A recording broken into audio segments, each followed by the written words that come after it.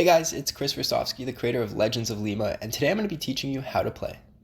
Legends of Lima is a tile-laying card game that revolves around a valley at the center of the table. One of the valley cards is a treasure. The goal of the game is to be the first player to reach that treasure. The trick is the valley cards are shuffled and placed face down at the start of the game, so no one knows where the treasure is. Players start the game across from each other on either side of the valley. These starting cards are called your base camp. If you'd like, you can change the starting game layout to make the game last longer or to add room for other players. You can do this by adding valley cards or adding space between the valley and your base camp. The neat thing about Legends of Lima is that it can scale infinitely. To create games with more people, simply combine base games together. One base game makes a 2-player game. 2 base games can be used for up to 4 players. 3 base games can be used for up to 6 players, and so on. During the game, you will be building your path and moving your pawn along it in hopes of reaching the treasure first. We'll get into how turns work soon. As you can see, Blue reached the treasure first, so she wins. Every base game comes with 2 game pawns, 6 rule sheets, and 54 cards. There are 4 types of cards: valley cards, valley ends, base camps, and game cards. Valley cards, valley ends, and base camps are used for setup. Depending on your setup and number of players, some extras might exist. Just set these to the side. Game cards are what we'll use during the game, and they form the draw pile. If you're using the 2019 version of the game, I recommend removing the volcano, the sinkhole, and bridge cards from the deck. They aren't complicated to use, but they do confuse some players. Without them, we could focus on learning the main mechanics of the game first.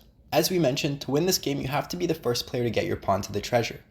To set up your game, place the treasure card at the center of the table. There should only ever be 1 treasure per game. For a 2-player game, I recommend starting with 2 additional valley cards. For a 3 or 4-player game, I recommend using a total of 5 valley cards. Your next step is to add the valley ends. The valley ends are designed to complete the artwork of the valley so that you can build around it with path cards. Next, you want to shuffle the valley cards and place them face down. Depending on how many players you have, the amount of base camps you use might change. For 2 players, base camps should be directly across from each other and centered to the valley. The best games have 3 card spaces between the base camp and the valley. For 3 players, only 1 base camp is centered, and the 2 across from it are at the edges of the valley. For 4 players, all 4 are in line with the edges of the valley. The only thing remaining is to place the correctly colored pawns onto the base camps. Make sure they start on the colored dots. Deal each player 5 cards. The player to the left of the dealer will go first. The remaining game cards become the draw pile. Each turn, you can complete up to 3 actions. Possible actions include drawing a card, playing a card, or moving your pawn. You can also do less than 3 actions if you prefer, and you can do them in any order. Most players choose a combination of options. For example, they draw once and play 2 cards, or they draw a card, play a card, then draw another card. You can also choose to spend 3 actions doing one thing, like moving your pawn 3 spaces. Any combination works as long as you don't do over 3 actions during your turn. The main thing to keep in mind when drawing cards is that you cannot have more than 6 cards in your hand. If you have 6 cards in your hand, you must play one before drawing another. Cards can't be discarded, they must be played. When the draw pile runs out, any used game cards are shuffled and become the new draw pile. This continues until there's a winner. When playing cards, the card should be played horizontally in a way that matches the surrounding card artwork. You cannot play path cards vertically, and unless you have a special card, you cannot play cards on a path that your pawn is not on. Lastly, you cannot play path cards where the path side of a card is forced to touch the forest side of another card. In front of the valley, things get easier. You can connect the valley to the path side or to the forest side of a card. The same is true once the valley has been flipped over. You can connect the valley to the path side or to the forest side of a card. Both are allowed. If the valley card allows your pawn to cross it, you can continue building your path on the other side of the valley. The limit of where you can build your path is the size of your table.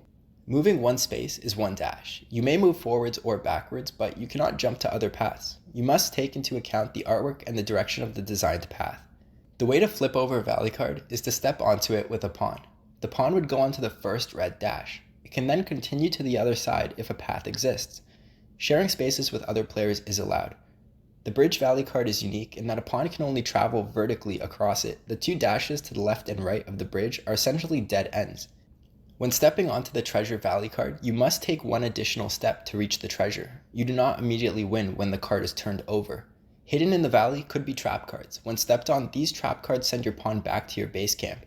Trap cards continue to affect pawns that step on them after they are face up. In the deck, there are 5 special cards: Clue, Boost, Quake, Voodoo, and Vandal. Playing a special card is 1 action. Up to 3 special cards can be played in 1 turn. Clue lets you look at a face-down valley card. Your opponent should not see what it is. Playing Boost lets you move your pawn up to 4 spaces. This is considered one action. Quake lets you shuffle all remaining face-down valley cards. Voodoo lets you move an opponent's pawn up to 4 spaces. You can move them in any direction, even onto a trap card. Like Boost, this counts as one action.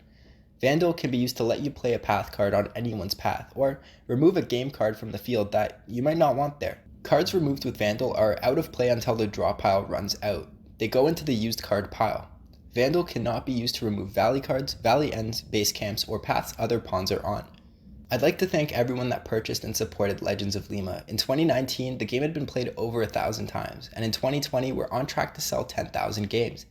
You'll want to follow us along as we grow, so the best way to do so is to head to our website where you can buy the game and join our community.